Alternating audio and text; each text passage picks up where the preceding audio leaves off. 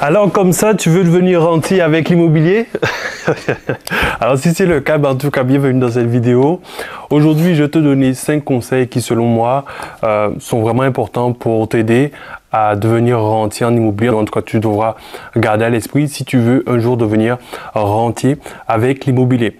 Et je te fais cette vidéo tout d'abord parce que c'est une vidéo que j'aurais voulu voir moi quand je me suis lancé dans l'immobilier, parce que je pense que c'est quelque chose qui m'aurait aidé à ne pas faire certaines erreurs que j'ai pu faire. Parce que moi, je suis devenu rentier en immobilier, mais ça m'a pris du temps parce qu'en fait, j'ai commencé par investir dans des projets pas suffisamment rentables pour pouvoir me permettre d'atteindre cet objectif.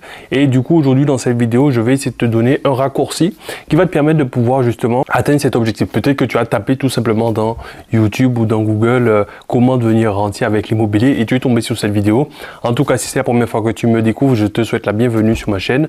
Je suis Kendy pour l'instant et sur cette chaîne, je te partage des conseils qui vont t'aider justement à devenir rentier avec l'immobilier, en tout cas à atteindre ta liberté financière grâce à l'investissement dans l'immobilier. Ok?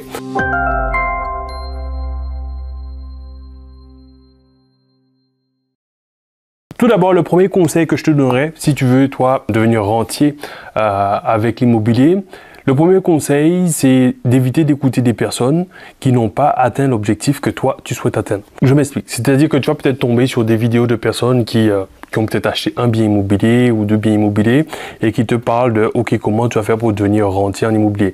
Alors, c'est très gentil de leur part, mais je veux dire, si aujourd'hui la personne n'a pas atteint cet objectif-là, ben pour moi, je ne pense pas que ce soit une personne qui soit légitime pour pouvoir t'aider à atteindre ce but-là. Et pourquoi je te dis ça? C'est parce que moi, au début, quand je me suis lancé, au début, je regardais des vidéos de personnes qui parlaient d'investir dans l'immobilier, etc. Après avoir échangé parfois avec ces personnes, soit à travers des séminaires, ou des conférences où on a pu discuter de vive voix, je me suis rendu compte que ces gens-là étaient encore salariés et qui travaillaient encore pour quelqu'un. Je me dis, mais frère, si tu me donnes des conseils pour devenir rentier, c'est pour ne plus avoir à travailler pour quelqu'un, tu vois, genre, il y a un paradoxe. Du coup, j'avais vraiment du mal avec ça. Et moi, c'est vraiment une façon...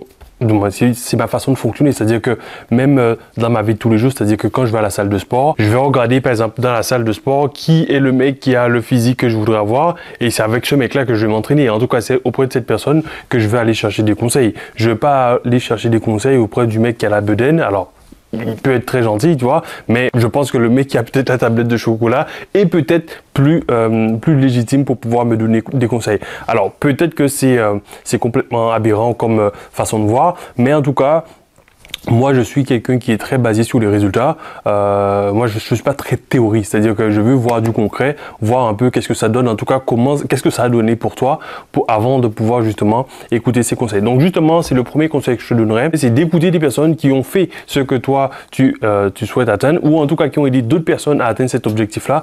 Au moins, comme ça, tu sais que tu partiras dans la bonne direction. Donc, ça, c'était le premier conseil. Deuxième conseil, c'est si tu veux obtenir en tout cas ton indépendance financière, que tu veux devenir rentier avec l'immobilier, c'est de choisir le bon véhicule. Alors, pour t'expliquer ça justement, je prendrai l'exemple d'une histoire qui m'est arrivée il n'y a pas très longtemps.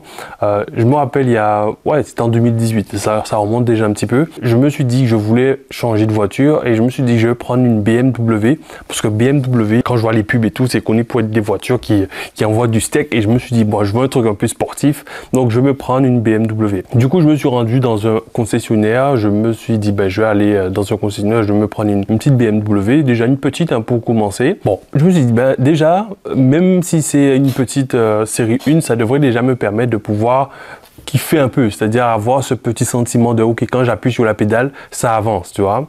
Et à ma grande déception, j'avais un petit veau, c'est-à-dire que oui, il y avait le logo BM, tu vois, mais j'avais pas tu vois, le petit coup de pied aux fesses là quand tu appuies sur la pédale qui fait que ouf, tu sens que ouais, t'es dans un petit bolide, quoi, tu vois.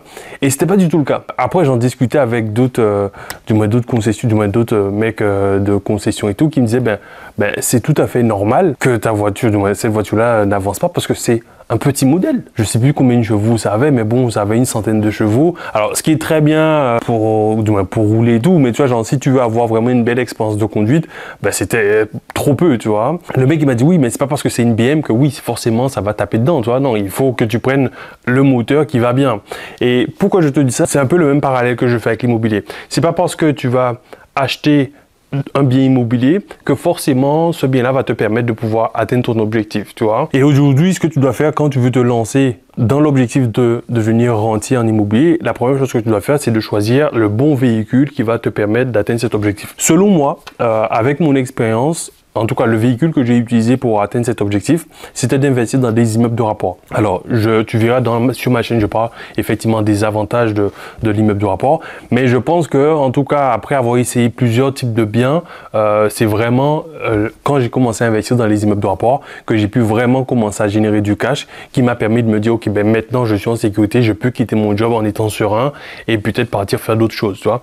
Mais si toi aujourd'hui tu te dis, ok, tu veux devenir rentier et que tu commences à aller visiter des parkings, des caves ou des petits studios et tout, crois-moi que ça va te prendre énormément de temps et tu vas certainement perdre du temps parce qu'en gros, c'est pas pour moi le meilleur véhicule si tu veux en tout cas atteindre cet objectif rapidement. Si ton but c'est de te dire, ok, ben à la retraite, je voudrais être rentier immobilier en plus de la pension de retraite que je vais toucher, bon, tu peux faire ça. Mais si tu as un objectif de pouvoir te dire, ok, d'ici 2 ans, 3 ans, 4 ans, 5 ans max, tu veux être rentier grâce à l'immobilier, pour moi, je le redis et je signe, le meilleur moyen de faire ça, c'est clairement en investissant dans des immeubles de rapport. Donc, troisième point, c'est de diluer ton risque. Alors, quand tu as un objectif de devenir rentier en immobilier, ton objectif, c'est de pouvoir toucher des rentes grâce à tes biens immobiliers. Mais le problème de l'immobilier, bon, comme dans tout business, c'est que tu peux avoir des moments, des problèmes d'impayés ou des locataires qui ont des soucis financiers qui fait que tu peux ne pas avoir des rentrées d'argent.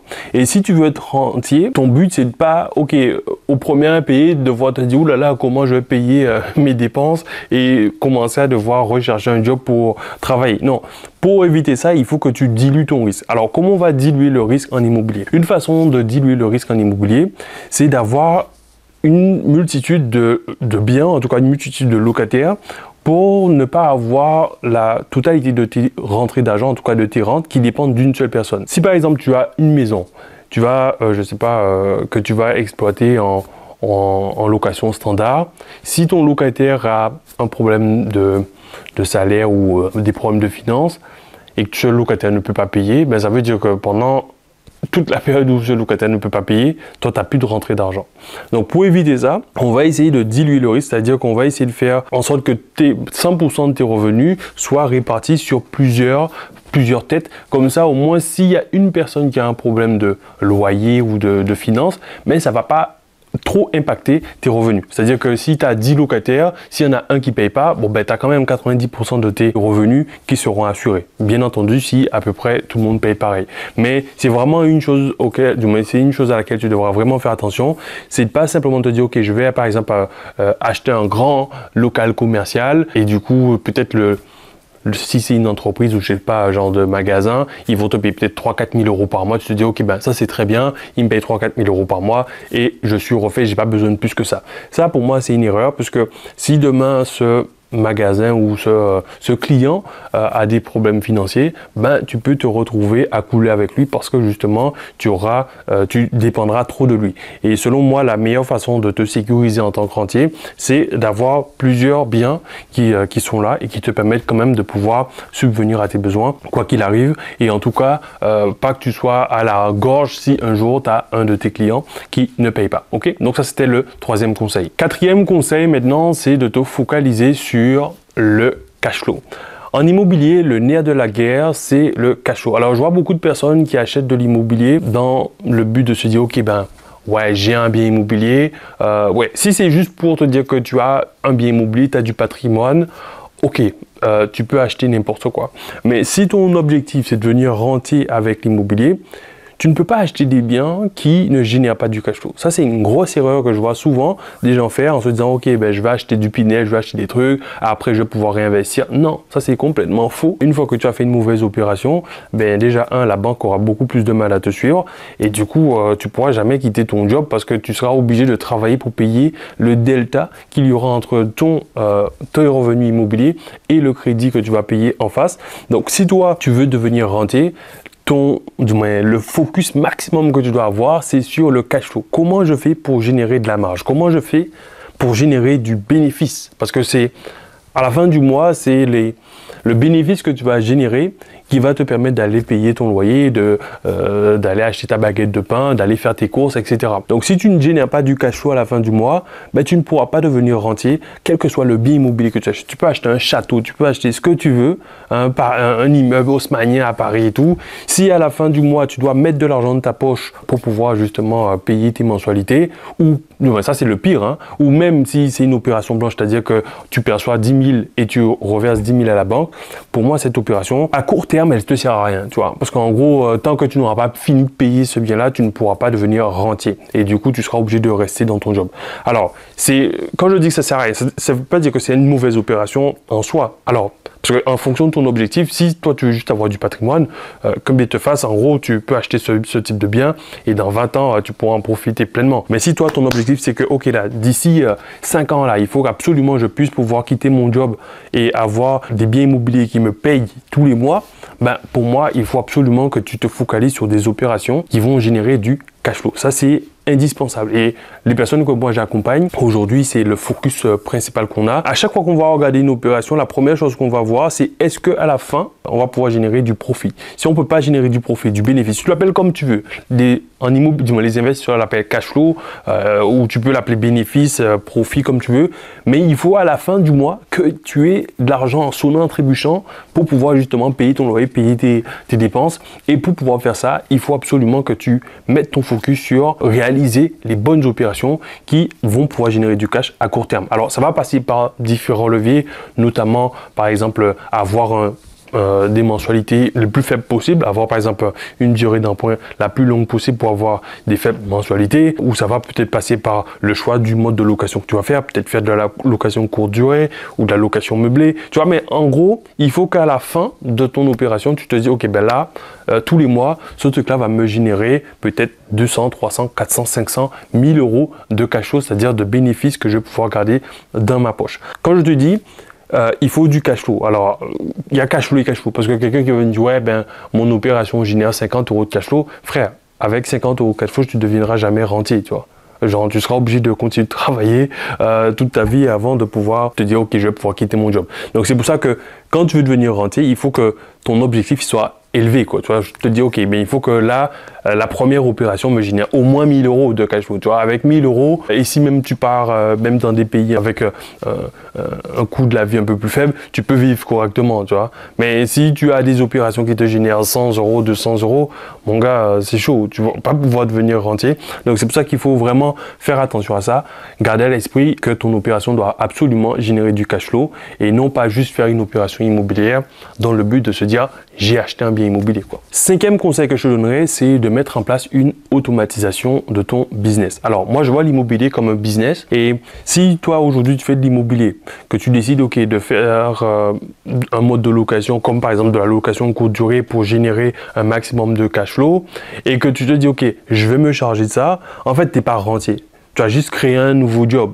En fait, si tu veux devenir rentier, il faut absolument que ton système puisse tourner, même si tu n'es pas là, même si tu dois partir à l'étranger, il faut que ton système puisse fonctionner. Moi, je me rappelle, il n'y a pas longtemps, je suis parti en Guadeloupe pendant 3 mois. Tous mes biens sont restés en France métropolitaine et continuent de tourner malgré mon absence. Et toi, aujourd'hui, ce que tu dois faire, c'est exactement la même chose, c'est-à-dire que tu dois faire en sorte de mettre des outils en place pour automatiser la gestion de ton bien, pour que tu ne sois pas obligé de te créer un nouveau job, mais que tu puisses vraiment, véritablement avoir un bien qui génère des revenus de manière automatisée, de manière autonome, pour que toi, tu puisses vivre, entre guillemets, cette vie de rentier qui fait tant rêver, ok? Voilà. En tout cas, si tu es intéressé par l'immobilier, tu veux effectivement avoir des conseils sur comment faire pour pouvoir devenir rentier avec l'immobilier, je te mettrai en lien dans la description sur une vidéo de formation, une vidéo d'étude de cas qui t'expliquera un peu la méthodologie que moi j'ai pu utiliser pour pouvoir justement